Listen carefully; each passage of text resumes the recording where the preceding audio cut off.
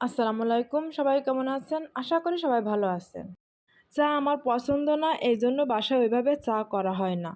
গ্রাম থেকে আমার শাশুড়ি এসেছে। আমার শাশুড়ি আবারও সকাল বিকাল ২ বেলাই চা খায়। তার এটা অভ্যাস হয়ে গেছে। আজ সকালে নাস্তায় করব খিচুড়ি। খিচুড়িটা প্রেসার কুকারে বসিয়ে দিয়ে আমি মনে করলাম এই সুযোগে ফার্নিচারগুলো মুছে ফেলি। বাসায় শাশুড়ি ননদ এসেছে, আবার ছেলে দুটোর পরীক্ষা, খুবই দৌড়োদৌড়ি ব্যস্ততার ভিতর দিনটাই যাচ্ছে। সকালে ছেলেদের স্কুলে দিয়ে এই কাজগুলো সেরে নিলাম। আমি ফার্নিচার মুছতে মুছতে আমার শাশুড়িরা সকালে নাস্তাটা করে নিছে। আমিও এক ফাঁকে যেয়ে নাস্তাটা করে নিয়ে মনে করলাম তাড়াহুড়ো করে দুপুরের রান্নাটা শেষ করতে হবে। এদিকে আবার ছেলেদের আনতে যেতে হবে স্কুলে। ওদের স্কুলে যেতে ১০ টাকা রিক্সা ভাড়া নেয়। পায়ে হেঁটে গেলে ১০ মিনিট সময় লাগে। আমি সবসময়ের জন্য পায়ে হেঁটে যাই, কারণ আমার ৬ থেকে ৭ বার যাওয়া আসা লাগে। এত কয়বার রিক্সায় যেতে আসতে মন চায় না। এর থেকে মনে হয় আমি পায়ে হেঁটে গেলে তাড়াতাড়ি যাওয়া আসা করতে পারবো। আসলে আমি অনেক জোরে হাঁটতে পারি। কেননা ছোটোবেলায় আমি যখন স্কুলে যেতাম, আমার স্কুল আমার বাড়ি থেকে ছিল ১ থেকে ১.৫ কিলোমিটার দূরে। তখন আমি পায়ে হেঁটেই স্কুলে যেতাম। এই জন্য হাঁটা অভ্যাসটা এখনও আমার আছে। আমার বিল্ডিংয়ে যেসব বাবিরা থাকে সবাই বিকেলবেলায় হাঁটতে যায়। কেননা ওদের ওজন অনেক, এই জন্য ওরা হাঁটে। একদিন আমাকে বলল, "ভাবি, আপনি হাঁটতে যাবেন?" আসলে আমি যে কারোর সাথে সময় দেব, কারোর সাথে গল্প দেব, ওইভাবে সময় হয়ে ওঠে না।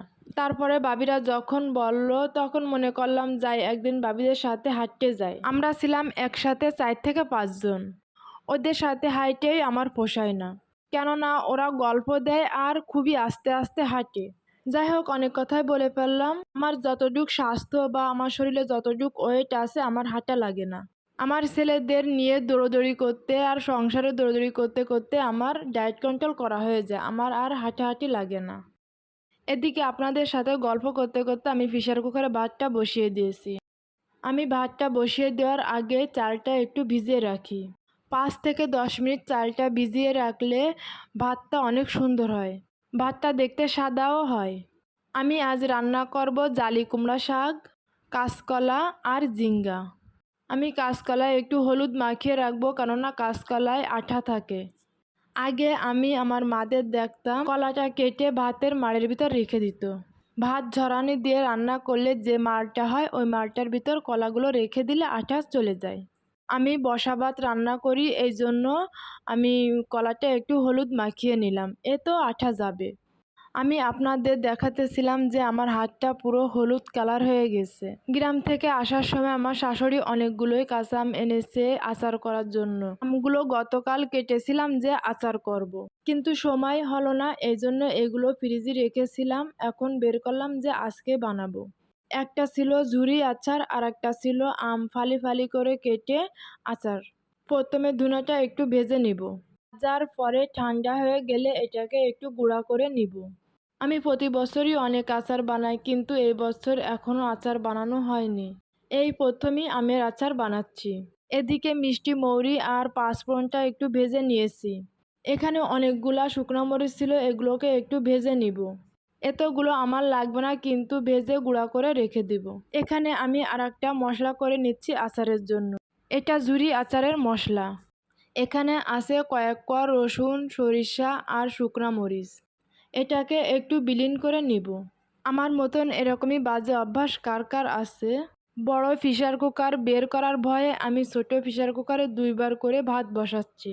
আমার বাসায় তো মেহমান আছে, কিন্তু এখানে ছোট প্রেসার কুকারে ২ পট চাল ধরে। ২ পট চালে তো আমাদের আর সবার হবে না, তাই ২ বার করে ভাত বসালাম। বড় প্রেসার কুকার বের করার আলিস্যিতে এটা করলাম। ছোটবেলায় মাদের কাছে গল্প শুনেছি, বাসায় মেহমান আসলে নাকি রহমত হয়। আসলে জিনিসটাই সত্য। মেহমান আসলে আমার রান্নাবান্না করতে, তাদের খাওয়াতে আমার খুবই ভালো লাগে। এখানে আমি লো আছে মরিচগুলো ভাজতেছিলাম। আর যেগুলো ভাজা হয়ে গেছে ওইগুলো আমি একটা একটা করে উঠাচ্ছিলাম। অনেকগুলো একসাথে দিছি, তো এই জন্য কিছুগুলো আগে ভাজা হয়ে গেছে, কিছুগুলো ভাজা হয়নি। বাসায় মেহমান থাকলে বা বাসায় মেহমান আসার কথা শুনলে আমার ঠিক মতন খাওয়া গোছলই হয় না। মনের ভিতর সবসময় নিয়ে খুবই একটা আনন্দ কাজ করে যে কখন মেহমান আসবে, কখন মেহমানদের সাথে মিশতে পারবো, গল্প দিব। এখানে আমি ঝালগুলো দেখাচ্ছিলাম আর বলতেছিলাম এই ঝাল ভর্তা খাবো আর ঝালেতে খুব শাসাবো। এখানে আমি চাল কুমড়া শাক রান্না করতেছি আর শাক রান্না শেষে আমি একটু সরিষার তেল আর হলুদ মিশিয়ে শাকের ভিতর দিই। এতে কালারটাও সুন্দর আসে, দেখতেও খুবই ভালো লাগে। এই শাকের ভিতর লাস্টে সরিষার তেল হলুদ সব জায়গায় খায় না, এটা আমার শ্বশুরবাড়ি প্রতিনিয়তই খায়। ওরা শাক রান্না করলে লাস্টে এই সরিষার তেল হলুদ দিবেই। এখানে আমি ঝুরি আচারের জন্য গতকাল আমগুলো ছোট ছোট করে কেটে রেখেছিলাম। ঝুরি আচারের একটাই সমস্যা যে আপনি যতটুকু আম নেবেন ততটুকু আপনার পেঁয়াজ নিতে হবে। এখানে আমি আম দিলাম, পেঁয়াজ দিলাম, 1 চামচ হলুদ, 1 চামচ মরিচ, 1 চামচ জিরা ধনিয়ার গুঁড়া। এগুলো দিয়ে হাত দিয়ে সুন্দর করে মিশিয়ে এটা রোদে দেব। এটা 2 দিন ধরে রোদে দিলে সুন্দর করে শুকিয়ে যাবে। এখানে আমি ব্লেন্ডারে আগে যে মশলাটা করে রেখেছিলাম ওইটা মেশাবো। এখানে ছিল রসুন, সরিষা আর শুকনা মরিচ। আমি প্রতি বছরই অনেক আচারই বানাই, যে আমার গ্রামেও পাঠাই, আমার বোনের বাসায়, আমার মাদের, কিন্তু এবার নিজেই বানাইনি, কাউকে দেওয়া হয়নি। এদিকে অফ ক্যামেরা আমি ছেলেদের স্কুল থেকে নিয়ে এসেছি। এখন এক হাতে রান্না করব, এক হাতে ছেলেদের গোসল করে খাওয়ায়ে ঘুমিয়ে দেব। আসলে আগে মনে করতাম যারা এই ভিডিও করে তারা মনে হয় সারাদিন এই ফোন নিয়েই থাকে, কিন্তু আসলে এই ভিডিও করা, এডিট করা সব কিছু মিলিয়ে যে এত কষ্ট, এর ভিতর বাচ্চা, সংসার সব কিছু সামলাতে হয়। এদিকে আমি আচারটা নিয়ে এসেছি ছাদে দেওয়ার জন্য। এটা ছাদে 2 দিন রোদ্রে দেব। আলহামদুলিল্লাহ, আল্লাহ আমাকে সুস্থ রেখেছে, এই জন্য আমি খুব দৌড়দৌড়ি তাড়াহুড়ো করে কাজগুলো করতে পারি। এদিকে এসে দেখি আমার ছেলে ড্রয়িং রুমে ফ্লোরে শুয়ে শুয়ে টিভি দেখতেছে। আমি ছাদ থেকে এসে ছেলেদের গোসল করে ভাতটা খাওয়াই নিলাম। ওদের এখন ঘুম পড়িয়ে দেব, কেননা ওদের বিকালে আবার বাসায় টিচার আসবে। ছেলে দুইটারও অনেক কষ্ট হয়ে যায়, সেই সকাল 7টায় ওঠে, এদিকে রাত 11টা পর্যন্ত ওদেরও দৌড়দৌড়ি, লেখাপড়ার, আমার চিল্লাপাল্লা সব কিছু মিলে ওদের খুব কষ্ট হয়ে যায়। আসলে সব মারা জানেননি, যাদের বাসায় 2টা বাচ্চা থাকে সব মাদের একটু চিল্লানো লাগেই। আলহামদুলিল্লাহ, আমার ছেলে দুটো যথেষ্ট ভালো আছে। আমার অনেক ভয় পায়, আমি একটু চিল্লালে ওরা ভয়তে সব কাজগুলো করে ফেলে। আসলে সব বাবারা বাইরে বাইরে থাকে, এই জন্য বাসায় আসলে বাচ্চাদের খুব আদর করে, এই জন্য বাচ্চারা বাবার ভয় পায় না।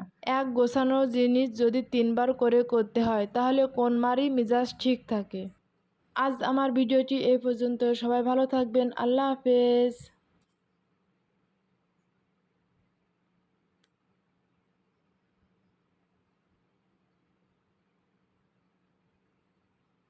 আসসালামু আলাইকুম, সবাই কেমন আছেন? আশা করি সবাই ভালো আছেন। চা আমার পছন্দ না, এই জন্য বাসায় ওইভাবে চা। আসসালামু আলাইকুম, সবাই